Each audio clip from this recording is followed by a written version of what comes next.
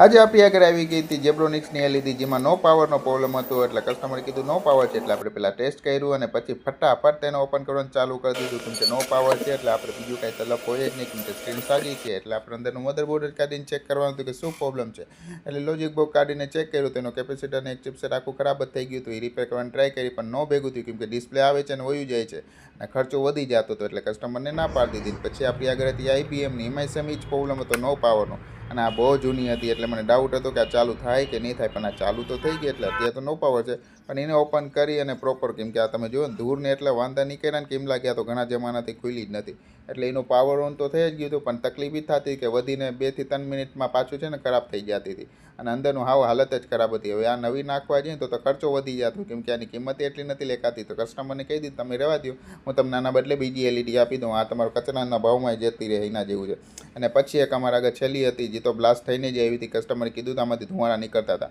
અને અંદર ચેક કર્યું તો ધુવાળા જ હતું કેમ કે આખા મધરબોર્ડની આ દે જ નાખી હતી અને એલઈડી સ્ક્રીનને તો કાળી કરી નાખી હતી અને ચેક કરવા માટે હવે આમાં પાવર સર્કિટ તો આખી ધુવાળો થઈ ગઈ હતી એટલે આપણે લોજિક બોર્ડમાં જ હવે ચેક કરવાનું હતું કે એ પ્રોપર ચાલુ છે કે નહીં તો એના માટે અમારે જે પાવર સેક્શનનું જે હતું એ બધું આમાં ડાયરેક્ટ લગાડવા માટે અમે ચેક કરવાનું કરી દીધું ચાલુ અને એના માટે અમારે જે કરવું પડતું હતું એ બધું કર્યું અને આમાંથી અમે ચેક કરતા કે જો થઈ જતી હોય તો કસ્ટમરને આપણે એક એલઈડી રિટર્ન રિપેર કરીને આપી દે કેમ કે આજે 3 એલઈડી આવી હતી એમાંથી એક એલઈડી ઊભી નથી તો હવે આમાં અમે ટ્રાય કરવાનું બહુ મહિતા પણ નો ભેગું થયું કસ્ટમરને કહી દીધું કે હવે આમાંય આપણે ભેગું નહીં થાય કેમ કે ખર્ચો વધી જાય એમ છે કેમ કે આમાં આપણે પાવર સેક્શને આખું નવું નાખવું પડશે ને લોજિક બોર્ડનું આખું છે ને બળી ગયું છે તો કસ્ટમર કીધું ના રહેવા દો તો તમે પેક કરી નાખો તો પછી વારાફરતી અમે કરવાનું કરી દીધું પેકિંગ કેમ કે જેબ્રોનિક્સની એલઈડીનું કોટેશન પાસ થયું હતું પણ ખર્ચો વધી જતો હતો એટલે એ કેન્સલ કરી નાખ્યું એટલે એ પ્રોપર ફિટ